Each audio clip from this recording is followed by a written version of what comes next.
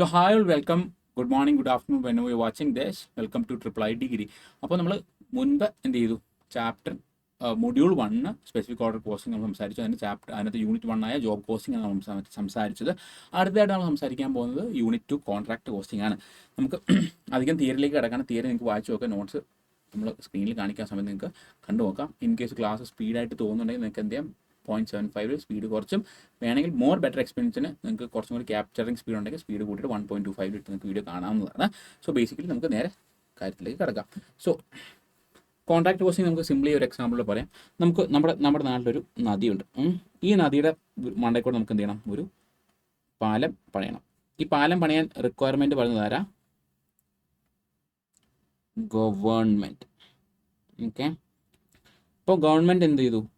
ABC എന്ന് പറഞ്ഞ ഒരു കൺസ്ട്രക്ഷൻ കമ്പനിക്ക്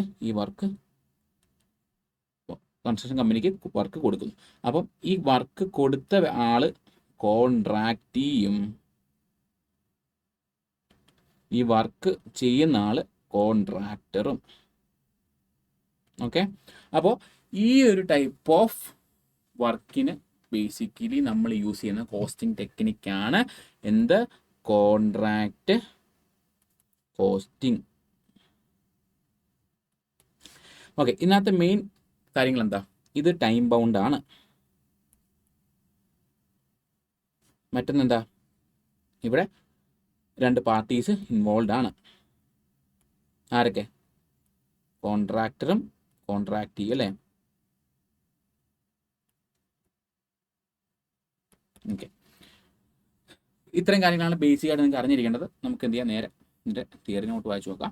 എന്താണ് contract method of ascertaining cost of A contract? അതായത് ആ കോൺട്രാക്ട് ഒരു പർട്ടിക്കുലർ കോൺട്രാക്റ്റിൻ്റെ കോസ്റ്റ് കണ്ടുപിടിക്കാൻ വേണ്ടി നമ്മൾ എന്ത് യൂസ് ചെയ്യുന്നത്? കോൺട്രാക്ട് കോസ്റ്റിംഗ് യൂസ് ചെയ്യുന്നത്.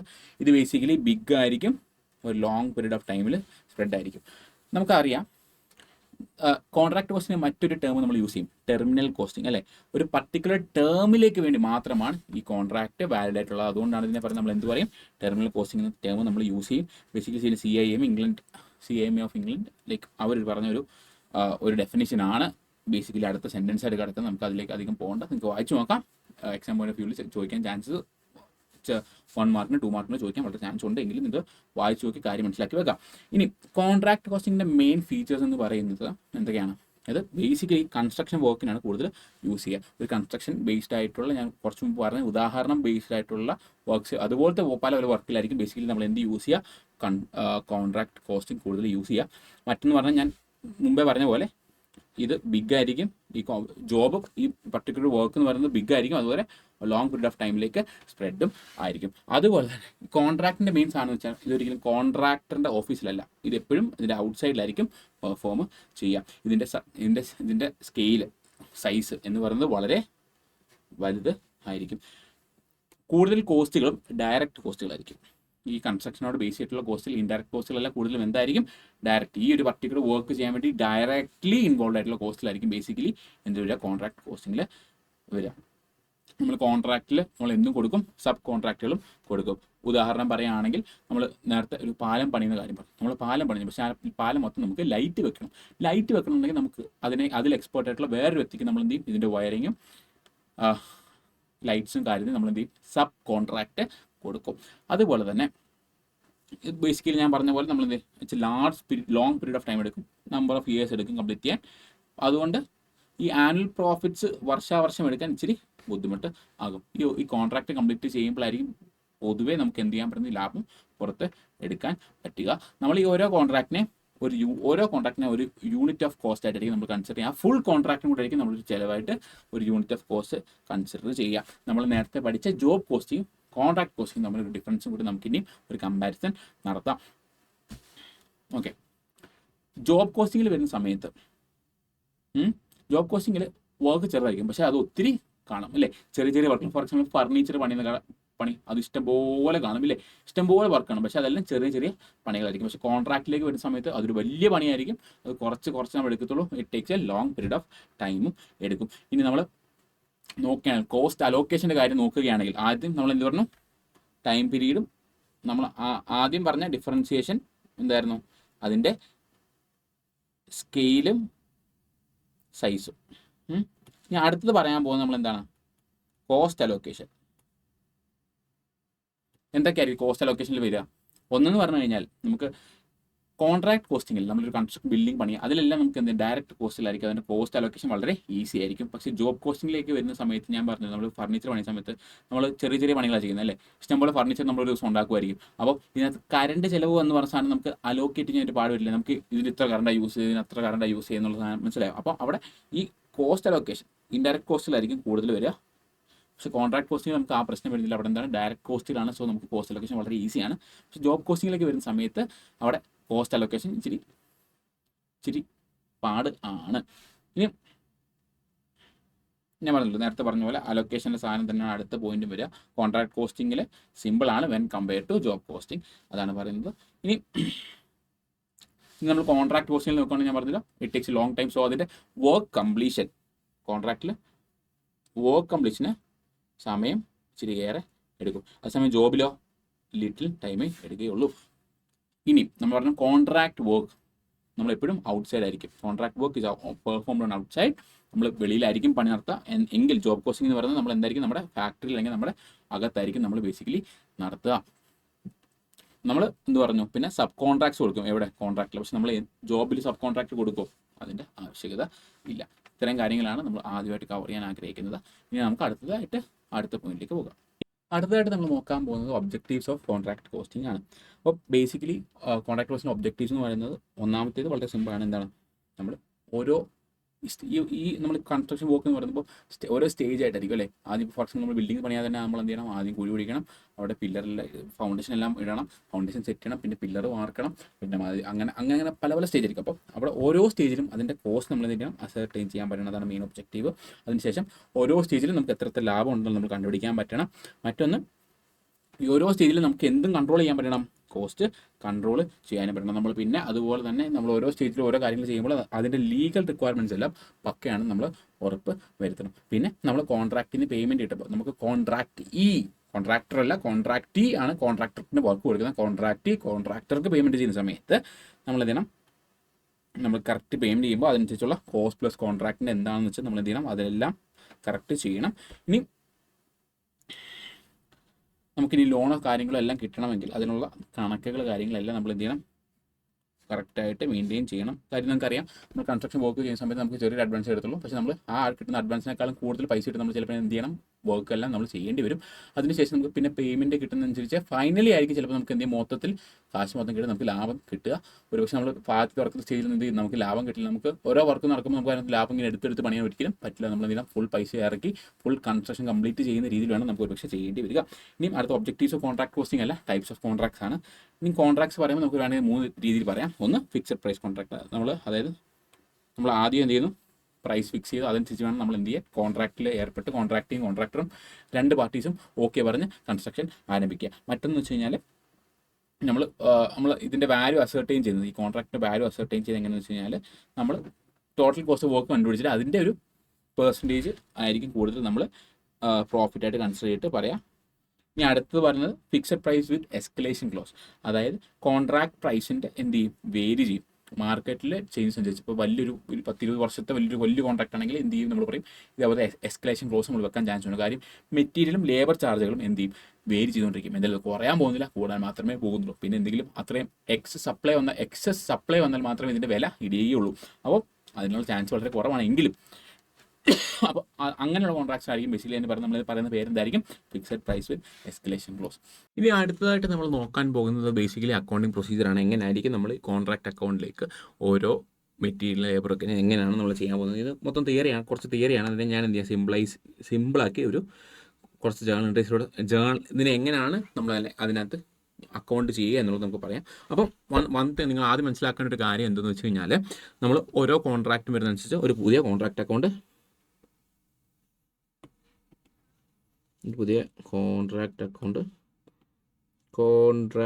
നമ്മൾ സ്റ്റാർട്ട് ചെയ്യും. ഓക്കെ, ഈ ഓരോ കോൺട്രാക്ട് അക്കൗണ്ടിലും material, labour, direct expenses and indirect expenses ഇവരെല്ലാം നമ്മൾ എന്ത് ചെയ്യും, ഡെബിറ്റ് ചെയ്യും. ഇതിൽ കോൺട്രാക്ട് അക്കൗണ്ടിൽ ഡെബിറ്റ് ചെയ്യും. ഇനി പ്ലാന്റ് ആൻഡ് മെഷീനറിയുടെ കാര്യത്തിൽ വരികയാണെങ്കിൽ നമ്മൾ ഈ പരിപാടിക്ക് വേണ്ടി യൂസ് ചെയ്യുന്ന പ്ലാന്റ് മെഷീനയുടെ വാല്യൂ ഓൺ അസെറ്റ് അതിനെ നമ്മൾ എന്ത് ചെയ്യും, ഡെബിറ്റ് ചെയ്യും. ഇനി ഡിപ്രീസിയേഷൻ ആണെങ്കിൽ നമ്മൾ എന്ത് ചെയ്യും, ഇതിൻ്റെ ഡിപ്രീസിയേഷൻ ഇനി വാല്യൂ ഓൺ അസെറ്റ് ഇപ്പോൾ കൂടിയിരിക്കില്ല, അപ്പോൾ അതിനെ നമ്മൾ കുറയ്ക്കാൻ വേണ്ടി എന്ത് ചെയ്യണം, ക്രെഡിറ്റ് ചെയ്യണം. ഡിപ്രീസിയേഷൻ വാല്യൂ ഓൺ അസെറ്റ് കുറയ്ക്കുന്ന സാധനമല്ലേ, അപ്പം ഡിപ്രീസിയേഷൻ ചെയ്യുമ്പോൾ നമ്മൾ അതിന് എന്ത് ചെയ്യണം, ക്രെഡിറ്റ് ചെയ്യണം. ശരി, ഇനി നമുക്കിനി സബ് കോൺട്രാക്ട് ഉണ്ടായി. നമ്മളൊരു കോൺട്രാക്ട് എന്ത് ചെയ്തു, വേറൊരാൾക്ക് കൊടുത്തു. സബ് കോൺട്രാക്ട് വരുന്ന സമയത്ത് അത് നമ്മൾ എന്ത് ചെയ്യണം, ഡെബിറ്റ് ചെയ്യണം. ഇനി വർക്ക് ഇൻ പ്രോഗ്രസ് ആവട്ടെ, അതുപോലെ തന്നെ വർക്ക് സർട്ടിഫൈഡ്, വർക്ക് അൺസർട്ടിഫൈഡ്, ഇവ രണ്ടിനെയും നമ്മൾ എന്ത് ചെയ്യും, വർക്ക് ഇൻ പ്രോഗ്രസിൻ്റെ അക്കൗണ്ടിൽ എന്ത് ചെയ്യും, ഡെബിറ്റ് ചെയ്യും. ഈ വർക്ക് സർട്ടിഫൈഡും വർക്ക് അൺസർട്ടിഫൈഡും നമ്മൾ work certified and work uncertified ഇവ രണ്ടിനെയും നമ്മൾ എവിടെ ആയിരിക്കും ഡെബിറ്റ് ചെയ്യുക, വർക്ക് ഇൻ പ്രോഗ്രസ് അക്കൗണ്ടിലായിരിക്കും നമ്മൾ ബേസിക്കലി ഡെബിറ്റ് ചെയ്യുക. എന്നിട്ട് ഇതിനെ നമ്മൾ എങ്ങോട്ട് ക്രെഡിറ്റ് ചെയ്യും, ഇതിനെ അതുപോലെ നമ്മൾ എന്ത് ചെയ്യും, കോൺട്രാക്ട് അക്കൗണ്ടിൽ ക്രെഡിറ്റ് ചെയ്യുകയും ചെയ്യും. ഓക്കെ, ഇനി അത്രയാണ്. പിന്നെ ഇനി എക്സ്ട്രാ വർക്ക് വരികയാണെങ്കിൽ, എക്സ്ട്രാ വർക്ക് വന്നു, അതിനെ നമ്മൾ എന്ത് ചെയ്യണം, എക്സ്ട്രാ വർക്ക് വന്നു, അപ്പോൾ അതിനെ നമ്മൾ എവിടെ ഡെബിറ്റ് ചെയ്യുമോ ക്രെഡിറ്റ് ചെയ്യുമോ, ഇതൊരു ചിലവില്ല, എക്സ്ട്രാ വർക്ക് നമുക്ക് അഡീഷണൽ ചിലവല്ലേ, അപ്പോൾ നമ്മൾ ഇതിനെ കോൺട്രാക്ട് അക്കൗണ്ടിൽ ഇതിനെ ഡെബിറ്റ് ചെയ്യണം. ഓക്കെ, ഇനി എക്സ്ട്രാ പ്രൈസ് നമുക്ക് കിട്ടി, എക്സ്ട്രാ പ്രൈസ് കിട്ടിക്കഴിഞ്ഞാൽ അതിനെ എന്ത് ചെയ്യണം, പൈസ ഇങ്ങോട്ട് കിട്ടിയേ, അതിനെ നമ്മൾ എന്ത് ചെയ്യണം, ഡെബിറ്റ് ആണോ ക്രെഡിറ്റ് ആണോ, അതിനെ ക്രെഡിറ്റ് ചെയ്യണം. എവിടെ, കോൺട്രാക്ട് അക്കൗണ്ടിൽ ക്രെഡിറ്റ് ചെയ്യണം. That's it. ഓക്കെ, ഇത്രയും കാര്യങ്ങളാണ് ബേസിക്കലി ഈ തിയറി ഭാഗത്ത് മൊത്തം പറഞ്ഞേക്കുന്നത്. വേറെ ഒന്നുമില്ല, എന്താണ് ഈ പറഞ്ഞേക്കുന്നത് മൊത്തം, ലേബർ ഡയറക്ടേഴ്സ്മെൻറ്റ്, ഇൻഡയറക്ടേഴ്സ്മെൻറ്റ്സ്, പ്ലാന്റ് ആൻഡ് മെഷീനറിയുടെ കാര്യങ്ങൾ, ഇതെല്ലാം അതാണ് കാര്യം. Sub contract, extra work, work certified, work uncertified, അത്തരം കാര്യങ്ങൾ പറഞ്ഞേക്കുന്നത്. അടുത്തായിട്ട് നമ്മൾ നോക്കാൻ പോകുന്നത് retention money, notional profit and estimated profit ആണ് ബേസിക്കലി നമ്മൾ നോക്കാൻ പോകുന്നത്. ഓക്കെ, റിട്ടൻഷൻ മണി എന്താണെന്ന് വെച്ച് കഴിഞ്ഞാൽ ബേസിക്കലി നമ്മൾ കുറച്ച് വർക്ക് ചെയ്തിട്ടുണ്ട്.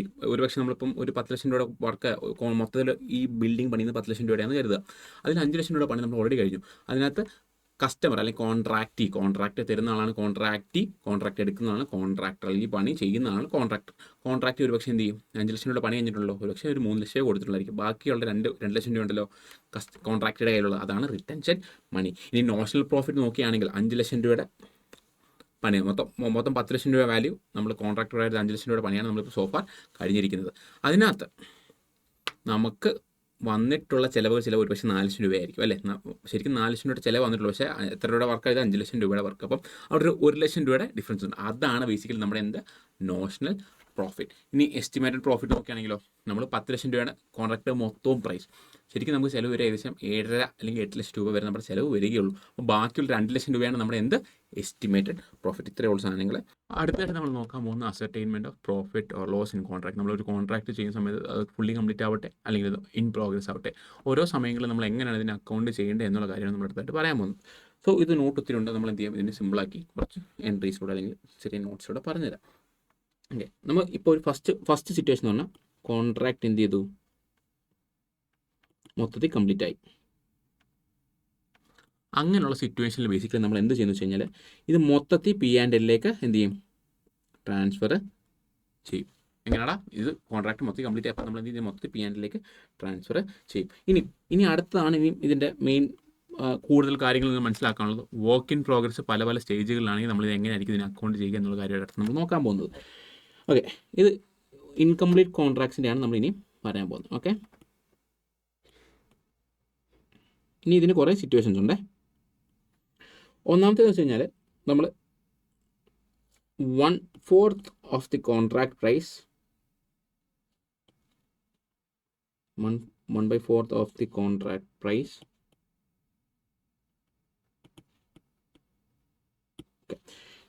നമ്മൾ വർക്ക് സർട്ടിഫൈ ചെയ്തത്, ഒക്കെ നമ്മൾ കംപ്ലീറ്റ് ആയിട്ടുള്ളതിന് വർക്ക് ഓക്കെ പറഞ്ഞിട്ടുള്ളത് 1/4 ഓഫ് ദി കോൺട്രാക്ട് പ്രൈസിൽ താഴെയാണെങ്കിൽ നമ്മൾ ഇതിനെ എവിടെ അക്കൗണ്ട് ചെയ്യും, ഇതിനെല്ലാം നമ്മൾ reserve for contingencies or work in progress റിസർവിലായിരിക്കും നമ്മൾ ഇതിനെ എന്ത് ചെയ്യുക കാണിക്കുക. ഓക്കെ നമ്മൾ ചെയ്ത work 1/4 work certified 1/4 of the contract പ്രൈസിനേക്കാൾ താഴെയാണെങ്കിൽ നമ്മൾ അതിന് റിസർവ് ഫോർ കണ്ടിൻജൻസീസ് അല്ലെങ്കിൽ വർക്ക് ഇൻ പ്രോഗ്രസ് റിസർവിലായിരിക്കും ഇതിനെ അക്കൗണ്ട് ചെയ്ത് കാണിക്കുക. ഇനി അടുത്ത സിറ്റുവേഷൻ എന്ന് വെച്ച് കഴിഞ്ഞാൽ വർക്ക് സർട്ടിഫൈ ചെയ്തത് 1/4 or more of contract price. 1/4 or more of contract price, but less than 1/2 of the contract price, CP. അങ്ങനെയാണെങ്കിൽ നമ്മൾ ഇവിടെ എന്ത് ചെയ്യുന്നു വെച്ച് കഴിഞ്ഞാൽ കുറച്ച് പ്രോഫിറ്റ് P&L അക്കൗണ്ടിലോട്ട് നമ്മൾ കുറച്ച് മാറ്റുവേ. അത് കുറച്ച് നമ്മൾ P&L മാറ്റും, കുറച്ച് വർക്ക് ഇൻ പ്രോഗ്രസ്സിൽ തന്നെ കാണിക്കുകയും ചെയ്യും. വർക്ക് ഇൻ പ്രോഗ്രസ് റിസർവിൽ കാണിക്കുകയും നമ്മൾ ആദ്യം പക്ഷേ ഈ കുറച്ച് കാണിക്കുന്നു പറഞ്ഞു കുറച്ച് എമൗണ്ട് നമ്മൾ എന്ത് ചെയ്യും പ്രോഫിറ്റ് ലോസിലൊക്കെ കാണിക്കുമല്ലോ. അതെങ്ങനെ കണ്ടുപിടിക്കുന്നു വെച്ച് കഴിഞ്ഞാൽ notional profit into 1/3 into cash received divided by work certified. ഈ എമൗണ്ട് നമ്മൾ എന്ത് ചെയ്യും, നമ്മൾ നേരെ പ്രോഫിറ്റ് ഈ ഫസ്റ്റ് കാണിച്ച എമൗണ്ട് നമ്മൾ എന്ത് ചെയ്യും P&L അക്കൗണ്ട് ചെയ്യും. അതിനുശേഷം ബാക്കിയുള്ളത് എന്ത് ചെയ്യും, റിമൈനിങ് എന്ത് ചെയ്യും, നമ്മൾ വർക്ക് ഇൻ പ്രോഗ്രസ് റിസർവിൽ ബാക്കി നമ്മൾ കാണിക്കും. അങ്ങനെ നമ്മൾ കുറച്ച് സിറ്റുവേഷൻസ് പറഞ്ഞു. ഇനി അടുത്തത് വർക്ക് സർട്ടിഫൈഡ് അരേക്കാളും കൂടുതലാണ്. നമ്മൾ പകുതി കൂടുതൽ സർട്ടിഫൈഡ് ആണ്, പക്ഷേ ബട്ട് ലെസ് ദാൻ 9/10 90%-ക്കാളും കുറവും പക്ഷേ 50% കൂടുതലുമാണ് എന്നുണ്ടെങ്കിൽ നമ്മളിതിനെ എങ്ങനെ അക്കൗണ്ട് ചെയ്ത് നമുക്ക് നോക്കണ്ടേ. ശരി, ഇപ്പോൾ നമ്മൾ പ്രോഫിറ്റ് എത്ര അക്കൗണ്ട് എന്ന് വെച്ച് കഴിഞ്ഞാൽ notional profit into 2/3 into cash received divide by work certified. ഇതിനെ നമ്മൾ എന്ത് ചെയ്യും, ഇത്രയും പ്രോഫിറ്റ് നമ്മൾ എന്ത് ചെയ്യും P&L ട്രാൻസ്ഫർ ചെയ്യും. ബാക്കിയുള്ളത് നമ്മൾ എവിടെ ചെയ്യണം, നമ്മൾ നേരത്തെ പറഞ്ഞ പോലെ വർക്ക് ഇൻ പ്രോഗ്രസ് റിസർവിൽ ബാക്കിയുള്ളത് കാണിക്കും. ശരി, ഇനി ഇപ്പോൾ നമ്മുടെ കംപ്ലീഷൻ 90% മേളിലായെന്ന് കരുതുക. അടുത്ത സിറ്റുവേഷനെ 90% മേളിലായിട്ടുണ്ട് എന്നുണ്ടെങ്കിൽ നമ്മൾ ഇതിൻ്റെ എത്ര പ്രൊപ്പോർഷനാണ് P&L നമ്മൾ അസൈൻ ചെയ്യേണ്ടത് എന്നുള്ളത് കണ്ടുപിടിക്കാൻ ബേസിക്കലി നമുക്ക് കുറേ ഇക്വേഷൻ ഉണ്ട്. അതിൽ ഒരു ഇക്വേഷൻ ഒന്നിതാണ് എസ്റ്റിമേറ്റഡ് പ്രോഫിറ്റ്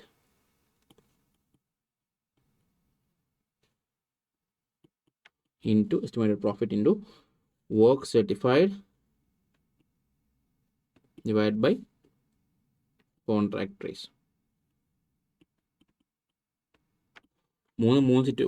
പല സിറ്റുവേഷൻസ് ആണ്. ആദ്യത്തെ എന്ന് പറഞ്ഞാൽ മൊത്തം കംപ്ലീറ്റ് കഴിഞ്ഞാൽ നമ്മൾ മൊത്തം P&L ട്രാൻസ്ഫർ ചെയ്യും. ഇനി 1/4 കോൺട്രാക്ട് പ്രൈസും ആണ് അതിൻ്റെ താഴെയാണ് എന്ത് ചെയ്തിട്ടുള്ളത് നമ്മൾ കംപ്ലീറ്റ് ചെയ്യണമെങ്കിൽ അതിൻ്റെ മൊത്തം വർക്ക് ഇൻ പ്രോഗ്രസ് റിസർവ് അല്ലെങ്കിൽ റിസർവ് ഫോർ കണ്ടിൻജൻസീസിൽ കാണിക്കും. ഇനി നമ്മൾ 25% മേളിൽ അല്ലെങ്കിൽ 50% താഴെ എന്നുണ്ടെങ്കിൽ നമ്മൾ notional profit into 1/3 into cash received divide by work certified. അത്രയും പ്രോഫിറ്റ് മാത്രം നമ്മൾ എങ്ങോട്ട് ട്രാൻസ്ഫർ ചെയ്യും P&L ട്രാൻസ്ഫർ ചെയ്യും. ബാക്കിയുള്ള നമ്മൾ എവിടെ കാണിക്കും വർക്ക് ഇൻ പ്രോഗ്രസ് റിസർവിൽ കാണിക്കും. ഇനി 50% നമ്മൾ കംപ്ലീറ്റ് ചെയ്തിട്ടുണ്ട്, പക്ഷേ ലെസ് ദാൻ 90% ആണെങ്കിൽ നമ്മൾ എന്ത് ചെയ്യും notional profit into 2/3 into cash received by work certified നമ്മൾ എവിടെ കാണിക്കും P&L കാണിക്കും. ബാക്കിയുള്ളതിനെ വർക്ക് ഇൻ പ്രോഗ്രസ് റിസർവിൽ ബാക്കിയുള്ളതിനെ കാണിക്കും. ഇനി 90% അടുത്ത് അല്ലെങ്കിൽ അതിന് 90% അതിന് മേളിൽ നമ്മൾ ചെയ്തിട്ടുണ്ടെങ്കിൽ നമ്മൾ എന്ത് estimated profit into work certified divide by contract price നമ്മൾ എന്ത് ചെയ്യും P&L കാണിക്കും. ഇത്രയാണ് ബേസിക്കലി. ഇനി റിമൈനിങ് പ്രോഫിറ്റ് എന്തെങ്കിലും ഉണ്ടെങ്കിൽ നമ്മൾ എന്തിൽ കാണിക്കും റിമൈനിങ് പ്രോഫിറ്റ് എന്തെങ്കിലും വർക്ക് ഇൻ പ്രോഗ്രസ് റിസർവിൽ കാണിക്കും. അതാണ് ബേസിക്കലി ഉള്ളത്. ഇത്രയും സാധനമാണ് ബേസിക്കലി നമ്മളിപ്പം ഇതിൻ്റെ പ്രോഫിറ്റിൻ്റെ അസർടൈൻമെൻറ്റ് ഓഫ് എ കോൺട്രാക്ട് നമ്മളെങ്ങനെ ചെയ്യുന്നുള്ളത് പറഞ്ഞത്. ഇനിയും നമുക്കറിയാം ഇനി നോട്ടിൽ പറയുന്നത് കോസ്റ്റ് പ്ലസ് പ്രൈസിങ് എന്താണ് അത് നമ്മൾ നേരത്തെ പറഞ്ഞു. കോസ്റ്റ് പ്ലസ് പ്രൈസിങ് അതിൻ്റെ അഡ്വാൻസ് ഡിസഡ്വാൻസ് നോട്ടിൽ കൊടുത്തിട്ടുണ്ട്, നമുക്ക് വായിച്ചു നോക്കാം. അതുപോലെ തന്നെ പിന്നെ എസ്കലേഷൻ ക്ലോസ് എന്താണെന്ന് നമ്മൾ നേരത്തെ പറഞ്ഞു. അതുപോലെ തന്നെ ടാർഗറ്റ് കോസ്റ്റിങ്ങും ആണ്. ഇത്തരം കാര്യങ്ങളാണ് ഉള്ളത്. ഇനി നമുക്ക് കാണാനുള്ളത് ഒരു കോൺട്രാക്ട് പ്രൈസിങ്ങിൻ്റെ ഒരു ക്വസ്റ്റ്യനും അതിന് മുന്നേ അതിൻ്റെ പെർഫോമിങ് കാണാനാണുള്ളത്. ബേസിക്കലി നമുക്ക് അതിലേക്ക് പോകാം. ഇതാണ് ബേസിക്കലി ഇതിൻ്റെ പെർഫോമ. നമുക്ക് നോക്കാം. സ്ക്രീൻ പോസ് ചെയ്തിട്ട് ഏതൊക്കെ ഡെബിറ്റ് ചെയ്തിട്ട് ഏതിനൊക്കെ ഈ സൈഡിൽ ഏതിനെ ഡെബിറ്റ് ഉണ്ട് ഏതിനൊക്കെ ക്രെഡിറ്റ് ഉണ്ട്. ഇത് കോൺട്രാക്ട് അക്കൗണ്ടിൻ്റെ ഒരു ഫോർമാറ്റാണ്. ഏതിനൊക്കെ ഡെബിറ്റ് ചെയ്തിട്ട് ഏതിനൊക്കെ ക്രെഡിറ്റ് ചെയ്തിട്ടുണ്ടോ നിങ്ങൾക്ക് നോക്കാം. ഇത് നമ്മൾ ക്വസ്റ്റ്യൻ ചെയ്യുന്ന സമയത്ത് നിങ്ങൾക്ക് വളരെ ഉപകാരപ്പെടും. അടുത്തായിട്ട് നമുക്ക് നോക്കാൻ പോകുന്ന ഇലിസ്ട്രേഷൻ 1 ആണ്. നമ്മൾ ഓരോ സിറ്റുവേഷൻ നമ്മൾ നേരത്തെ പറഞ്ഞ അസർടൈൻമെൻറ്റ് ഓഫ് പ്രോഫിറ്റ് നമ്മൾ പല ലെവലിൽ പറഞ്ഞു. ഓരോ ലെവലും നമ്മൾ ലോസ് ആവട്ടെ, ഇനിയും വർക്കിംഗ് പ്രോഗ്രസ് പല ലെവലാവട്ടെ, കോൺട്രാക്ട് മൊത്തത്തിൽ കംപ്ലീറ്റ് ചെയ്യുന്നതാവട്ടെ, ഈ ഓരോ സിറ്റുവേഷനിൽ നമ്മൾ എന്ത് ചെയ്യുന്നു, ഓരോ ഇലിസ്ട്രേഷൻ നമ്മൾ ചെയ്യുന്നതായിരിക്കും. അപ്പോൾ ആദ്യത്തെ ഇലിസ്ട്രേഷൻ എന്ന് പറയുന്നത് ബേസിക്കലി എന്താണ്, നമ്മൾ കോൺട്രാക്ട് മൊത്തം കംപ്ലീറ്റ് ചെയ്തു, ഇനി അക്കൗണ്ടിങ് പീരീഡ് അനുസരിച്ച് നമ്മൾ എന്ത് ചെയ്യണം, ഇതിനെ അക്കൗണ്ട് ചെയ്യണം എന്നുള്ളതാണ് നമ്മൾ ചെയ്യാൻ പോകുന്നത്. ഓക്കെ, അപ്പോൾ നമ്മൾ ക്വസ്റ്റ്യനിൽ പറയുന്നത് ഈ കോൺട്രാക്ട് മൊത്തം പ്രൈസ് എന്ന് പറയുന്നത് എത്ര ലക്ഷം രൂപയാണ്? 5 ലക്ഷം രൂപ ആണ്. എത്രയാണ് ഇതിൻ്റെ പ്രൈസ്? 5 ലക്ഷം രൂപ. ഇതിനകത്ത് മെറ്റീരിയൽ പർച്ചേസ് ചെയ്തിട്ടുണ്ട് 50,000 രൂപ അല്ലേ. മെറ്റീരിയൽ പർച്ചേസ് ചെയ്തിട്ടുണ്ടെങ്കിൽ അതിനെ നമ്മൾ എന്ത് ചെയ്യാം, അപ്പോൾ അതിൻ്റെ ജേണൽ എൻട്രി എങ്ങനെ വരുന്നത്, contract account debtor to material purchased ആയിരിക്കും അതിൻ്റെ വരിക. അപ്പോൾ അതിനെ നമ്മൾ എന്ത് ചെയ്യണം, കോണിനകത്ത് ഡെബിറ്റ് ചെയ്യണം. മെറ്റീരിയൽ പർച്ചേസ്ഡ് എവിടെ ഡെബിറ്റ് ചെയ്യണം? കോൺട്രാക്ട് അക്കൗണ്ടിൽ ഇതിനെ ഡെബിറ്റ് ചെയ്യണം. മെറ്റീരിയൽ അറ്റ് സൈറ്റ് അല്ലേ. അപ്പോൾ ഇത് സൈറ്റിൽ ബാക്കി ഇനി മെറ്റീരിയൽ 10,000 രൂപയുടെ സാധനം കിടപ്പുണ്ട്. അങ്ങനെയാണെങ്കിൽ അതിനെ എന്ത് ചെയ്യണം, നമ്മൾ ക്രെഡിറ്റ് ചെയ്യണം. അത് നമ്മൾ ഈ കോൺട്രാക്റ്റിന് യൂസ് ചെയ്തിട്ടുണ്ടില്ല. 10,000 രൂപയുടെ സാധനം ഇനിയും ബാക്കി കിടപ്പുണ്ട്. അതിന് നമ്മൾ എവിടെ യൂസ് ചെയ്തിട്ടില്ല? നമ്മുടെ കോൺട്രാക്റ്റിൽ യൂസ് ചെയ്തിട്ടില്ല. സോ അതിനെ നമ്മൾ ക്രെഡിറ്റ് ചെയ്യണം. അടുത്ത ഡയറക്റ്റ് വേജസ് നമ്മൾ എന്ത് ചെയ്തിട്ടുണ്ട്, അതിനെ യൂസ് ചെയ്തിട്ടുണ്ട്. സോ അതിനെ നമ്മൾ എന്ത് ചെയ്യണം, ഡെബിറ്റ് ചെയ്യണം. ഇനി പ്ലാന്റ് നമ്മൾ ഇഷ്യൂ ചെയ്തിട്ടുണ്ട് അല്ലേ. നമ്മളതിനെ അവിടെ ഇഷ്യൂ ചെയ്തതിനെ നമ്മൾ എന്ത് ചെയ്യണം, ക്രെഡിറ്റ് ചെയ്യണം. പക്ഷേ 40,000 ആണ് മൊത്തം നമ്മൾ ക്രെഡിറ്റ് ചെയ്യേണ്ടതല്ല. കോസ്റ്റ് മൈനസ് അക്യുമുലേറ്റഡ് ഡിപ്രീസിയേഷൻ നമ്മൾ എന്ത് ചെയ്യണം, അതിൽ നിന്ന് കുറച്ചതിന് ശേഷമുള്ള എമൗണ്ട് ആയിരിക്കണം നമ്മൾ എന്ത് ചെയ്യണം, ക്രെഡിറ്റ് ചെയ്യുക. ഇനി ഡയറക്റ്റ് എക്സ്പെൻസ് എന്ത് ചെയ്യണം, ഡെബിറ്റ് ചെയ്യണം. ഇനി ഇൻഡയറക്റ്റ് എക്സ്പെൻസ് ഈ ക്വസ്റ്റ്യൻ ഉണ്ടെങ്കിൽ അതിനെ നമ്മൾ എന്ത് ചെയ്യണം, ഡെബിറ്റ് ചെയ്യണം. നമ്മൾ ക്വസ്റ്റ്യൻ ബാക്കി വായിച്ചു നോക്കുന്ന സമയത്ത് നമ്മൾ പറഞ്ഞിട്ട് കോൺട്രാക്ട് ഡിസംബറിൽ കംപ്ലീറ്റ് ആയിട്ടുണ്ട്. കോൺട്രാക്ട് പ്രൈസ് നമുക്ക് റിസീവ് ആക്കിയിട്ടുണ്ട്. ഇനി അതിൻ്റെ ഇൻഡയറക്റ്റ് എക്സ്പെൻസ് ഡയറക്റ്റ് വേജിൻ്റെ 25% എന്ന് പറഞ്ഞിട്ടുണ്ട്. സോ ഇൻഡയറക്റ്റ് എക്സ്പെൻസ് നമ്മൾ എന്ത് ചെയ്യണം, കണക്കിൽ കാണിക്കണം. ഇനി ഡിപ്രീസിയേഷൻ എത്ര, 10%. അപ്പോൾ 40,000 പ്ലാൻ ഇഷ്യൂവിൻ്റെ 40,000 അതിൻ്റെ 10% എത്ര, 4,000. അപ്പോൾ 40,000 മൈനസ് 4,000 36,000 ആയിരിക്കും നമ്മൾ ഇതിനെ ക്രെഡിറ്റ് ചെയ്യുക. നമുക്കിനി കോൺട്രാക്ട് അക്കൗണ്ടും കോൺട്രാക്റ്റീസ് അക്കൗണ്ടും പ്രിപ്പയർ ചെയ്യാനാണ് നമ്മൾ എന്ത് പറഞ്ഞേക്കുന്നത്, ക്വസ്റ്റ്യനിൽ പറഞ്ഞേക്കുന്നത്. നമുക്ക് നോക്കാം. ആൻസർ ഞാൻ സ്ക്രീനിൽ കാണിക്കുന്നുണ്ട്. ഞാൻ പറഞ്ഞതുപോലെ മെറ്റീരിയൽ എന്ത് ചെയ്യണം, നമ്മൾ ഡെബിറ്റ് ചെയ്യണം. ഡയറക്റ്റ് ഇതിനെ ഡെബിറ്റ് ചെയ്തിട്ടുണ്ട്. പ്ലാന്റ് ഇഷ്യൂവിനെ നമ്മൾ ഡെബിറ്റ് ചെയ്യുന്നുണ്ട്. പക്ഷേ പ്ലാന്റ് ഇഷ്യൂവിനെ നമ്മൾ ഡെബിറ്റ് ചെയ്തതിന് ശേഷം പ്ലാന്റ് അറ്റ് സൈറ്റ് എത്ര, 40,000 മൈനസ് 4,000 36,000 നമ്മളോട് കാണിക്കും, ഇവിടെ ക്രെഡിറ്റ് ചെയ്ത് കാണിക്കും. ഇനി ഡയറക്റ്റ് എക്സ്പെൻസ് എത്ര, 50,000. ഇനി ഇൻഡയറക്റ്റ് എക്സ്പെൻസ് എത്ര, 5,000. കോൺട്രാക്റ്റീസ് അക്കൗണ്ടിൽ നമ്മൾ എത്ര കാണിക്കേണ്ടത്, 5 ലക്ഷം. കോൺട്രാക്ട് പ്രൈസ് എത്രയാണോ തരുന്നത് അതിനെ നമ്മൾ എന്ത് ചെയ്യണം, ക്രെഡിറ്റ് ചെയ്യണം. അങ്ങനെയാണെങ്കിൽ 5,46,000 ടോട്ടൽ മൊത്തം കൂടുന്ന സമയത്ത് വരും. നമുക്ക് ബാക്കി കണക്കുകളൊക്കെ കൂട്ടിയതിന് ശേഷം നമുക്ക് ഏകദേശം പ്രോഫിറ്റ് വരുന്നത് എത്രയാണ്, 3,81,000 രൂപയാണ്. അങ്ങനെയാണെങ്കിൽ കോൺട്രാക്റ്റീസ് അക്കൗണ്ട് പ്രിപ്പയർ ചെയ്യാൻ വലിയ പാടുണ്ടോളാം, ഇല്ല. എത്രയാണ് നമുക്ക് കാശ് കിട്ടിയത്, എത്രയാണ് കോൺട്രാക്റ്റ് എമൗണ്ട്, ഇത്രയും 2 സാധനങ്ങൾ കാണിച്ചിട്ട് കോൺട്രാക്റ്റീസ് അക്കൗണ്ട് പ്രിപ്പയർ ചെയ്യാൻ മാത്രമേ ഉള്ളൂ. ഏത് സിറ്റുവേഷനിൽ നമ്മൾ കോൺട്രാക്റ്റ് മൊത്തം കംപ്ലീറ്റ് ചെയ്തു അതിൻ്റെ അക്കൗണ്ടിങ് മാത്രമാണ് കാണിക്കേണ്ടത് എന്നുള്ളെങ്കിൽ അത്രയും മാത്രമേ നമുക്ക് കാണിക്കാനുള്ളൂ. അപ്പോൾ ഇലിസ്ട്രേഷൻ 1 കഴിഞ്ഞു. അടുത്തതായിട്ട് നമ്മൾ നോക്കാൻ പോകുന്നത് ഇലിസ്ട്രേഷൻ 2 ആണ്. ഇലിസ്ട്രേഷൻ 2 നമ്മൾ നോക്കുന്നത് എന്താണ്, work is certified more than 25% but less than half of the contract price. അത് 50%, കോൺട്രാക്ട് പ്രൈസിന് 50% താഴെ, പക്ഷേ വർക്ക് ഏകദേശം 25% കംപ്ലീറ്റ് ആയിട്ടുണ്ട്. അങ്ങനെയുള്ള കേസാണ് ഈ വരുന്നത്. അപ്പോൾ നമുക്ക് ക്വസ്റ്റ്യൻ നോക്കാം. അതിനകത്ത് കോൺട്രാക്ട് പ്രൈസ് വന്നിട്ടുണ്ട്, മെറ്റീരിയൽ ഇഷ്യൂ ടു കോൺട്രാക്ട് വന്നിട്ടുണ്ട്, ഡയറക്റ്റ് വേജസ് വന്നിട്ടുണ്ട്, എസ്റ്റാബ്ലിഷ്മെൻറ്റ് എക്സ്പെൻസ് വന്നിട്ടുണ്ട്, പ്ലാന്റ് ഇഷ്യൂഡ് വന്നിട്ടുണ്ട്. അപ്പോൾ നമുക്കറിയാം എക്സ്പെൻസുകൾ നമ്മളെല്ലാം എന്ത് ചെയ്യണം, കോൺട്രാക്ട് അക്കൗണ്ടിന് ഡെബിറ്റ് സൈഡിൽ കാണിക്കണം, ബാക്കിയുള്ളതിന് നമ്മൾ ക്രെഡിറ്റ് സൈഡിലും കാണിക്കണം. നമുക്ക് പറഞ്ഞിട്ടുണ്ട് പ്ലാന്റ് എത്ര ഇഷ്യൂ ചെയ്തിട്ടുണ്ട്, material transfer to other contracts എത്ര ഉണ്ട്, പിന്നെ ഔട്ട്സ്റ്റാൻഡിങ് വേജസ് എത്രയാണ്, പിന്നെ cash receive during the year എത്രയാണ്, പിന്നെ cost of work uncertified, materials at site എത്ര മെറ്റീരിയൽ സൈറ്റിന് കിടപ്പുണ്ട്, ഡിപ്രിസിയേഷൻ ഓൺ പ്ലാന്റ് എത്രയാണ് എന്നുള്ള കാര്യങ്ങൾ നമുക്ക് ഇതിൽ തന്നിട്ടുണ്ട്. അപ്പോൾ നമുക്ക് റിക്വയർമെൻറ്റ് അടുത്ത സൈഡിലാണ് നമുക്ക് എനിക്ക് തോന്നുന്നു നമുക്ക് ചെയ്യാൻ പറഞ്ഞിട്ടുള്ള റിക്വയർമെൻറ്റ് ഇതിൽ തന്നെ പറഞ്ഞിട്ടുണ്ട്. അപ്പോൾ എന്തൊക്കെയാണ്, contract account for the year നമുക്ക് പ്രിപ്പയർ ചെയ്യാനാണ് റിക്വയർമെൻറ്റ്. അപ്പോൾ നമുക്കറിയാം പ്ലാന്റ് അറ്റ് സൈറ്റ് നമ്മൾ ഏത് സൈഡിൽ കാണിക്കുന്നതാണ്, പ്ലാന്റ് അറ്റ് സൈറ്റിൽ നമ്മൾ എന്ത് ചെയ്യും, കോൺട്രാക്ട് അക്കൗണ്ടിൻ്റെ ക്രെഡിറ്റ് സൈഡിൽ കാണിക്കുന്നതാണ്. അപ്പോൾ ബേസിക്കലി നമുക്കറിയാം പ്ലാന്റ് സൈറ്റ് നമ്മൾ ചെയ്യുന്ന സമയത്ത് എന്ത് ചെയ്യണം, അതിൽ നിന്ന് ഡിപ്രിസിയേഷൻ കുറയ്ക്കണം. ഡിപ്രിസിയേഷൻ നമുക്ക് എത്ര പെർസെൻറ്റേജ് തന്നിട്ടുണ്ട്, 20% തന്നിട്ടുണ്ട്.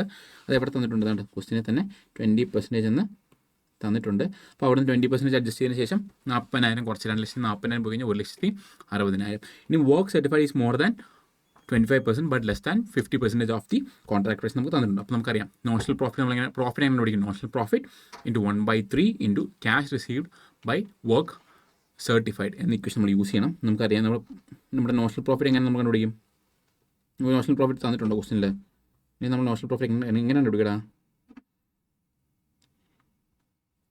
നോഷണൽ പ്രോഫിറ്റ് നമ്മൾ എന്ത് ചെയ്യും, നമ്മുടെ അക്കൗണ്ട്സ് പ്രിപ്പയർ ചെയ്ത് നമ്മൾ കണ്ടുപിടിക്കും. അപ്പോൾ നമ്മൾ നമ്മുടെ കോൺട്രാക്ട് അക്കൗണ്ട് പ്രിപ്പയർ ചെയ്തായിരിക്കും നമ്മൾ എന്ത് കണ്ടുപിടിക്കാം, നോഷണൽ പ്രോഫിറ്റ് കണ്ടുപിടിക്കുക. നമ്മൾ എങ്ങനെ കണ്ടുപിടിക്കും, നമ്മൾ ആദ്യം ഡെബിറ്റ് ചെയ്യാനുള്ളതെല്ലാം ഡെബിറ്റ് ചെയ്യും, പിന്നെ അപ്പുറത്തെ സൈഡിൽ വർക്ക് ഇൻ പ്രോഗ്രസ്സും സാധനങ്ങളെല്ലാം നമ്മൾ എന്ത് ചെയ്യും കാണിക്കും.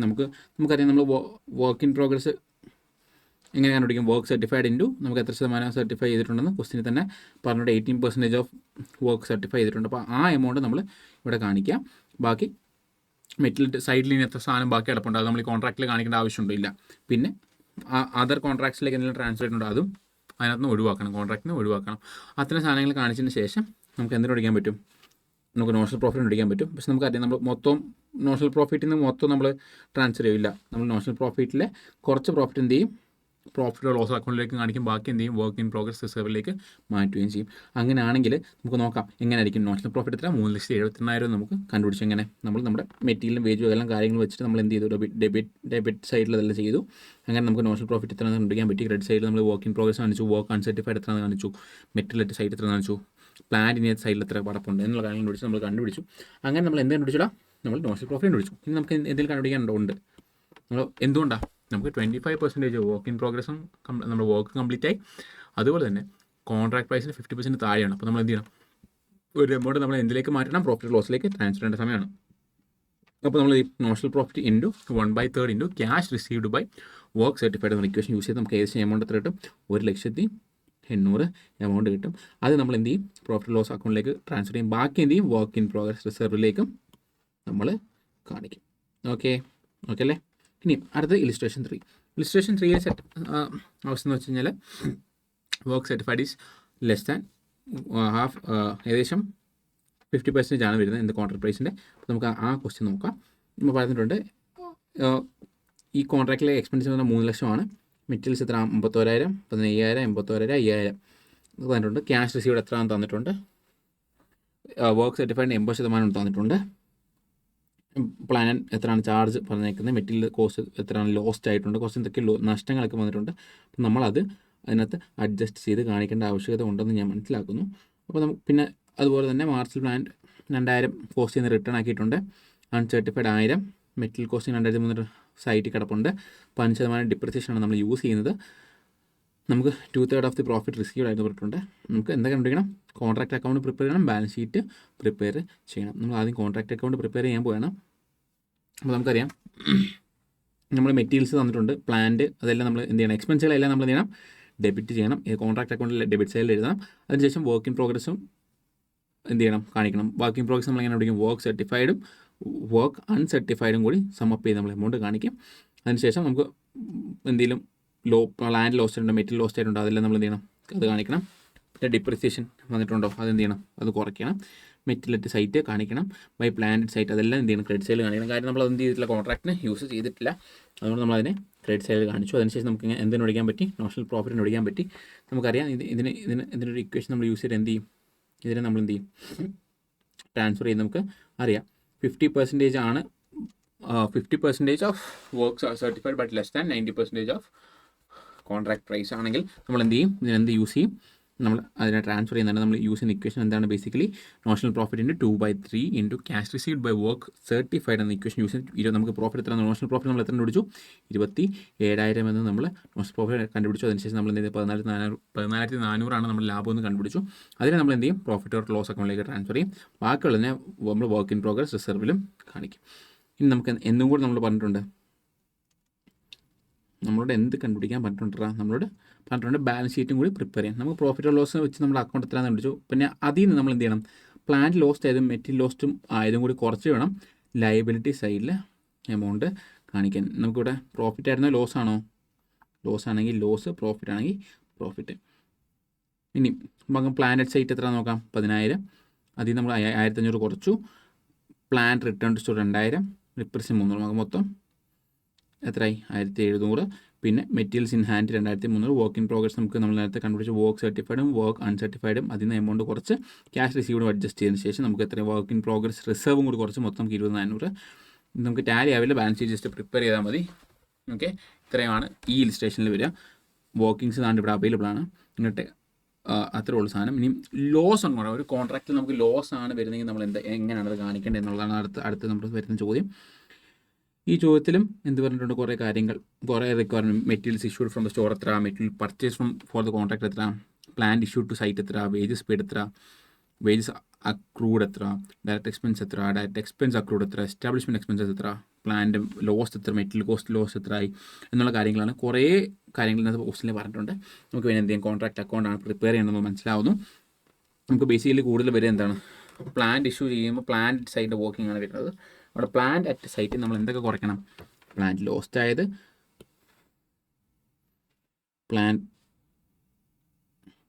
പ്ലാന്റ് ഡാമേജ് ആയത്, പ്ലാന്റ് റിട്ടേൺ ചെയ്ത്, ഇത്രയും കൂടി കുറച്ചിട്ട് ബാക്കി എമൗണ്ട് കുറച്ചിട്ടുള്ള 32,300 cost of plant in hand നമ്മൾ കാണിക്കുക. അതുപോലെ തന്നെ ഡിപ്രിസിയേഷൻ കൂടെ അഡ്ജസ്റ്റ് ചെയ്യാനുള്ള പ്ലാൻ സൈറ്റ് എത്ര വരും, 29,070 രൂപ. നമുക്ക് ലോസ് വന്നിട്ടുണ്ടെങ്കിൽ അത് എന്തെങ്കിലും പ്രോഫിറ്റ് ലോസ് അക്കൗണ്ടിലേക്ക് ട്രാൻസ്ഫർ ചെയ്യണം. ലോസ് ഓൺ കോൺട്രാക്റ്റിൻ്റെ കൂടെ പ്ലാന്റിൻ്റെ lost, plant damage, material lost ഇതും കൂടി ആഡ് ചെയ്ത് മൊത്തം. പിന്നെ അതുപോലെ എന്തെങ്കിലും പ്രോഫിറ്റ്, നമ്മൾ ഇവിടെ മെറ്റീരിയൽ സെയിൽ ചെയ്ത് നമുക്ക് കുറച്ച് ലാഭം വന്നിട്ടുണ്ട്, അത് ആ എമൗണ്ടാണ് പിന്നെ നമ്മൾ ബാക്കി എത്രയായിട്ട് കാണിക്കുക, 15,980 നമ്മുടെ നഷ്ടം എന്ന് പറയുന്നത്. ഇനി നമുക്ക് ബാലൻസ് ഷീറ്റും കൂടി പ്രിപ്പയർ ചെയ്യണം. നമുക്കറിയാം പ്രോഫിറ്റ് ലോസ് അക്കൗണ്ട് നമുക്ക് നഷ്ടമായതുകൊണ്ട് നമ്മൾ അസറ്റ് സൈഡിൻ്റെ അവിടെ ആണ് തൽക്കാലം കാണിക്കുന്നത്. നമുക്ക് വന്നിട്ട് ഡെബിറ്റ് ബാലൻസ് ആയിട്ടായിരിക്കും നമ്മൾ കാണിക്കുക. Plant return to store 500, depreciation 50, അങ്ങനെ 450, ക്യാഷ് റെസീവ്ഡ് എത്ര, വർക്ക് സർട്ടിഫൈഡ്, വർക്ക് അൺസർട്ടിഫൈഡ് 1000, അങ്ങനെ എമൗണ്ട് എത്ര എന്നുള്ളത് അത് കാണിക്കുക. ഔട്ട്സ്റ്റാൻഡിങ് എക്സ്പെൻസും വേജസും എല്ലാം ലൈബിലിറ്റി സൈഡിലും കാണിക്കുക. നമുക്ക് ഔട്ട്സ്റ്റാൻഡിങ് എക്സ്പെൻസ് ആണ് നമ്മൾ കൊടുത്തിട്ടില്ല, അത് നമുക്ക് എന്താണ് ലൈബിലിറ്റി, നമുക്ക് കൊടുത്തേ പറ്റും, നമുക്കൊരു നഷ്ടമാണ്. നമ്മൾ എന്ത് ചെയ്യണം, അതിനെ ഇവിടെ സൈഡിൽ കാണിക്കണം. That's it. പിന്നെന്താണ്, പിന്നെ അത്ര ഉള്ളെന്ന് തോന്നുന്നു. പിന്നെ വരുന്നത് ഓക്കെ. ഇനി സബ് കോൺട്രാക്ട് കോസ്റ്റോ അല്ലെങ്കിൽ എക്സ്ട്രാ വർക്ക് ഡൺ വരുന്ന സമയത്ത് നമ്മൾ എങ്ങനെയാണ് ഇതിനെ കാൽക്കുലേഷനിൽ കാണിക്കുക എന്നുള്ള അടുത്ത ഇലിസ്ട്രേഷൻ. നമുക്ക് ക്വസ്റ്റ്യൻ നോക്കാം. ചെറിയൊരു ക്വസ്റ്റ്യനാണ്.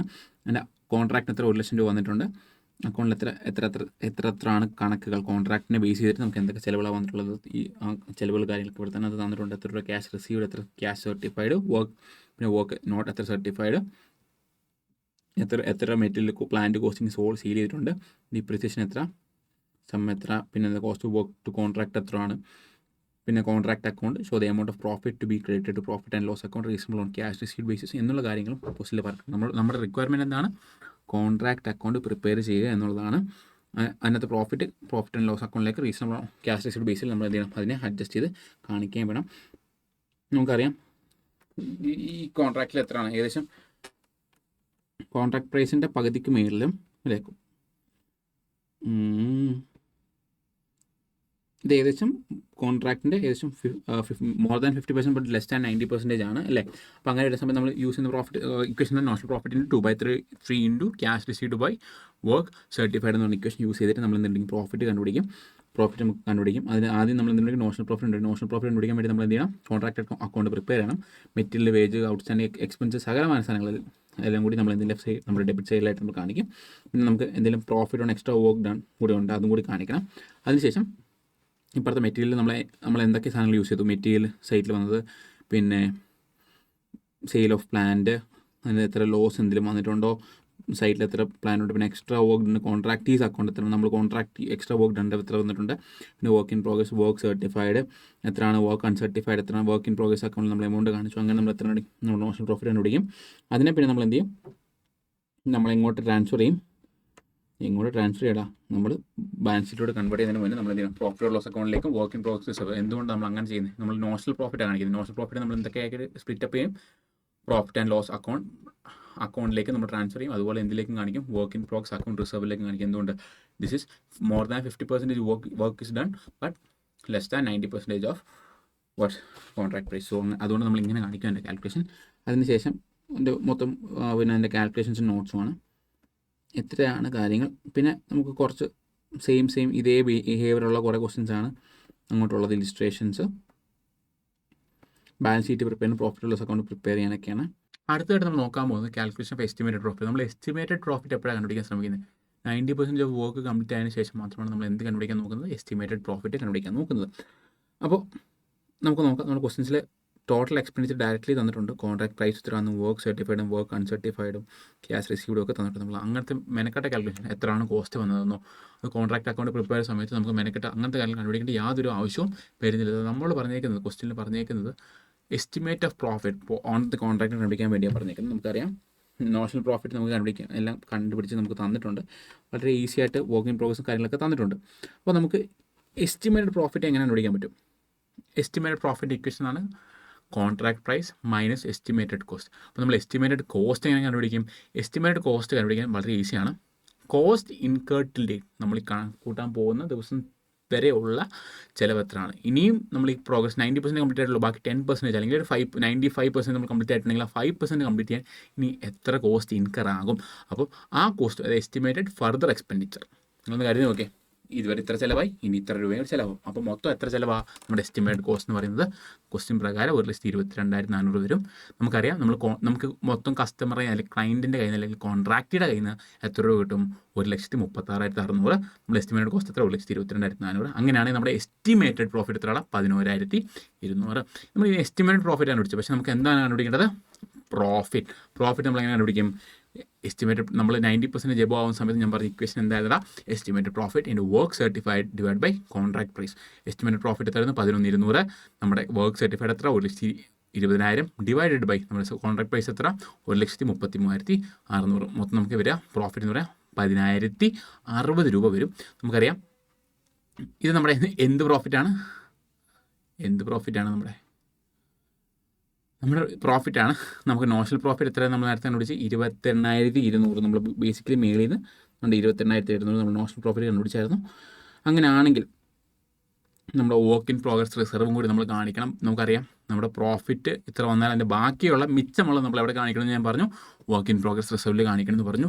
നമ്മുടെ നോഷണൽ പ്രോഫിറ്റ് 28,200 ആയിരുന്നു. നമ്മളിപ്പോൾ എത്ര ലാഭം നമുക്ക് ഓൾറെഡി റെക്കഗ്നൈസ് ആയി? 10,060. അപ്പോൾ നമ്മൾ വർക്ക് ഇൻ പ്രോഗ്രസ് റിസർവിലേക്ക് എത്ര പോകും? 18,140. സോ അത്രയുള്ള ക്വസ്റ്റ്യൻ. ഇനി ബേസിക്കലി നമ്മൾ ഏകദേശം എല്ലാ ടൈപ്പ് ഓഫ് ക്വസ്റ്റ്യൻസും കവർ ആക്കിയിട്ടുണ്ട്. ഓരോ സിറ്റുവേഷൻസും എക്സാം പോയിന്റ് ഓഫ് വ്യൂവിൽ ചോദിക്കാൻ സാധ്യതയുള്ള most of the type of questions നമ്മൾ കവർ ചെയ്തിട്ടുണ്ട്. ഇനി ബേസിക്കലി വരുന്ന short answer type 1 mark, 2 mark, 4 mark, 3 മാർക്കിൻ്റെ ചെറിയ ക്വസ്റ്റ്യൻസ് ആണ്. ഷോർട്ട് ആൻസർ ക്വസ്റ്റ്യൻസ് ഇതൊക്കെ നമ്മൾ ക്ലാസ്സിൽ ഡിസ്കസ് ചെയ്തതാണ്. എന്താണ് cost plus contract, work certified, work uncertified, D escalation close. അത് ഞാൻ നമ്മുടെ നോട്ടിൽ 2 വട്ടമുണ്ട് ഡി എസ്കലേഷൻ ക്ലോസ് നമ്മൾ പറഞ്ഞിട്ടുണ്ട്. അതുപോലെ തന്നെ ഷോർട്ട് എസ്സേ ക്വസ്റ്റ്യൻസ്, എന്താണ് കോൺട്രാക്ട് കോസ്റ്റിംഗ്, എന്താണ് ജോബ് കോസ്റ്റിംഗ്, പിന്നെ ഡിഫറെൻറ്റ് ടൈപ്സ് ഓഫ് കോൺട്രാക്ട് ഏതൊക്കെയാണ്, പിന്നെ ഇൻകംപ്ലീറ്റ് കോൺട്രാക്ട്സിൽ നമ്മളെങ്ങനെ പ്രോഫിറ്റിനെ ട്രീറ്റ് ചെയ്യുമോ ഇല്ലയോ, പിന്നെ what is cost plus contract, പിന്നെ അതിൻ്റെ യൂട്ടിലിറ്റീസും മെറിറ്റ്സും, അതായത് മെറിറ്റ്സും ഡിമെറിറ്റ്സുമാണ് ചോദിച്ചിരിക്കുന്നത്. അപ്പോൾ അത്രയും കാര്യങ്ങൾ. പിന്നെ ഒരു പ്രാക്ടിക്കൽ പ്രോബ്ലം വന്നിട്ടുണ്ട്, ഞാൻ ക്ലാസ്സിൽ ഡിസ്കസ് ചെയ്യുന്നില്ല, ഇത് നിങ്ങൾ തന്നെ ഒന്ന് ട്രൈ ഔട്ട് ചെയ്യാൻ വേണ്ടിയാണ്. Following information are extract from books of form of building contract. Material purchased എത്ര % വർക്ക് കംപ്ലീറ്റ് ആയിട്ടുണ്ട് എന്നുള്ള കാര്യങ്ങൾ, മെറ്റീരിയൽസ് റിട്ടേൺ ടു സ്റ്റോർ എത്രയാണ്, അതുപോലെ തന്നെ കോൺട്രാക്ട് പ്രൈസ് എത്രയാണ്, ഡയറക്റ്റ് എക്സ്പെൻസ് അക്രൂഡ് എത്രയാണ്, പ്ലാൻ ഇൻസ്റ്റാൾഡ് ആയിട്ട് സൈറ്റ് എത്രയാണ്, പിന്നെ കോൺട്രാക്ട് അക്കൗണ്ടും ബാലൻസ് ഷീറ്റും പ്രിപ്പയർ ചെയ്യാനാണ് ബേസിക്കലി ക്വസ്റ്റിനിൽ പറഞ്ഞേക്കുന്നത്. അപ്പോൾ ബാലൻസ് ഷീറ്റും കോൺട്രാക്ട് അക്കൗണ്ടും പ്രിപ്പയർ ചെയ്ത് കഴിഞ്ഞാൽ നമുക്ക് എന്തൊക്കെ കാര്യങ്ങൾ കണ്ടുപിടിക്കാൻ പറ്റും? ആദ്യം നമുക്ക് എന്താണ് കണ്ടുപിടിക്കേണ്ടത്? ഒരു കോൺട്രാക്ട് കംപ്ലീറ്റ് ആയി കഴിയുമ്പോൾ നമുക്ക് ബേസിക്കലി കണ്ടുപിടിക്കേണ്ടത് എന്തൊക്കെയാണ്? പ്രോഫിറ്റും വർക്ക് ഇൻ പ്രോഗ്രസ് റിസർവ് എത്രയാണെന്നാണ് കണ്ടുപിടിക്കാൻ ബേസിക്കലി ഉള്ളത്. അത് കണ്ടുപിടിച്ച് കഴിയുമ്പോൾ answer profit 36,800, work in progress reserve 32,200 വരും. നിങ്ങൾ എന്തായാലും ആ ക്വസ്റ്റ്യൻ നിങ്ങൾ തന്നെ ട്രൈ ഔട്ട് ചെയ്യുക. നമ്മൾ സോഫ്റ്റ്വെയർ ക്ലാസ് ഡിസ്കസ് ചെയ്ത സാധനം നിങ്ങൾക്ക് തലയിൽ കയറിയിട്ടുണ്ടോ? നിങ്ങൾക്ക് ഇൻ കേസ് ഇത് ഡൗട്ട് വരികയാണെങ്കിൽ നിങ്ങൾ അധികം കഷ്ടപ്പെടേണ്ട, നേരെ നമ്മുടെ പെർഫോമയിലിട്ട് പോയാൽ മതി. പെർഫോമയിൽ പോയിട്ട് കഴിഞ്ഞാൽ നിങ്ങൾക്ക് എന്ത് ചെയ്യാൻ പറ്റും? ആ പെർഫോമയിൽ നിന്ന് നിങ്ങൾക്കൊരു ഐഡിയ കിട്ടും. ഈ കാണിക്കുന്ന പെർഫോമ നിങ്ങളൊന്ന് നോക്കിയിട്ട് എന്ത് ചെയ്താൽ മതിയാ, നിങ്ങൾ പെർഫോമ വെച്ച് നിങ്ങൾ എന്ത് ചെയ്യുക? ആ ക്വസ്റ്റ്യൻ ട്രൈ ഔട്ട് ചെയ്യാൻ ശ്രമിക്കുക. ഞാൻ കുറച്ചുകൊണ്ട് സൂം ഔട്ട് ചെയ്യാം.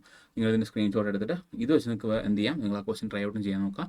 ഇൻ കേസ് ഇതിൻ്റെ ലോജിക്ക് നിങ്ങൾക്ക് കിട്ടിയിട്ടില്ലെങ്കിൽ മാത്രമാണ് ഞാൻ പറയുന്നത് ട്രൈ ഔട്ട് ചെയ്യുക. നിങ്ങളിത് ചെയ്യുന്ന സമയത്ത് ഈ അക്കൗണ്ട് എന്തുകൊണ്ട് നമ്മൾ ഡെബിറ്റ് ചെയ്തു അല്ലെങ്കിൽ നമ്മൾ ക്രെഡിറ്റ് ചെയ്തു എന്നുള്ള ലോജിക്ക് നിങ്ങൾ ചിന്തിച്ച് ചെയ്യാൻ നോക്കിക്കഴിഞ്ഞാൽ നിങ്ങൾക്ക് 1-2 ക്വസ്റ്റ്യൻസ് നമ്മൾ ഡിസ്കസ് ചെയ്ത ഇലിസ്ട്രേഷനും അതുപോലെ നിങ്ങൾക്ക് ഞാൻ ചെയ്യാൻ പറഞ്ഞ പ്രോബ്ലം കൂടി ചെയ്ത് കഴിയുമ്പോൾ നിങ്ങൾക്ക് ഇത് ഈസി ആയിട്ട് ക്ലിയർ ആവും. സോ ബേസിക്കലി അത്രയേ ഉള്ളൂ. പിന്നെ അതിൻ്റെ കൂടെ ഒരു ക്വസ്റ്റ്യൻ കൂടെ ഉണ്ട്, അതും അതിനകത്ത് നോഷണൽ പ്രോഫിറ്റ് എത്ര, transfer to profit loss account എത്ര കാണിക്കേണ്ട, റിസർവും ബാലൻസ് ഷീറ്റ് എമൗണ്ട് ടോട്ടലൊക്കെ കാണിച്ചിട്ടുണ്ട്. അപ്പോൾ ഈ ഒരു ക്വസ്റ്റ്യൻ നിങ്ങൾ ട്രൈ ഔട്ട് ചെയ്യുക. It's very easy. So that's it. So we will meet you in the next chapter. Till then, bye bye.